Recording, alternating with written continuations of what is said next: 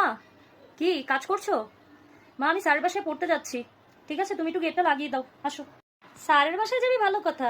তা চুলগুলো এরকম খুলে মডেল সেজে কোথায় যাচ্ছ? হ্যাঁ, তুমি কি স্যারের বাসায় পড়তে যাচ্ছ না বন্ধুদের সাথে ঘুরতে যাচ্ছ? তার মধ্যে এই ভর সন্ধ্যাবেলায় তুই জানিস না আমাদের পাড়ার ওই বটগাছটা যে ভালো না? হ্যাঁ, পাড়ার সামনে দিয়ে যে সবাই যায়, ওখান দিয়ে কেউ যে চুল খুলে যায় না, এটা তুমি জানো না? তাড়াতাড়ি চুল বাঁধ, তা না হলে বিপদ আছে। তাড়াতাড়ি চুল বেঁধে তারপরে স্যারের বাসায় যাবি, চুল বাঁধ। সব সময় তোমার এই কুসংস্কার। আমি একটু সুন্দর করে যে যাবো প্রেজেন্টেবল হইতে, সেটারও কোনো অপশন নাই। নাও, এবার খুশি? এই যে দেখো চুল বাঁধছি, ঠিক আছে? এবার তাড়াতাড়ি গেটটা লাগাও, আমি যাচ্ছি, আমার দেরি হয়ে যাচ্ছে। মুরব্বীরা যখন কিছু বলে তখন ভালো মন্দ বুঝে শুনেই বলে, এত তাড়াহুড়ার কিছু নাই। শোন, ওই রাস্তা দিয়ে যখন যাবি, ভালো মতো আয়তুল কুরসি পড়ে বুকে ফু দিয়ে নিবি। এরপর মাথায় ওন্না দিয়ে তারপরে ওই গাছতলা দিয়ে যাবি, বুঝতে পেরেছিস? আর যদি তোর কেউ নাম ধরে ডাকে, বুঝতে পারছিস, পিছন থেকে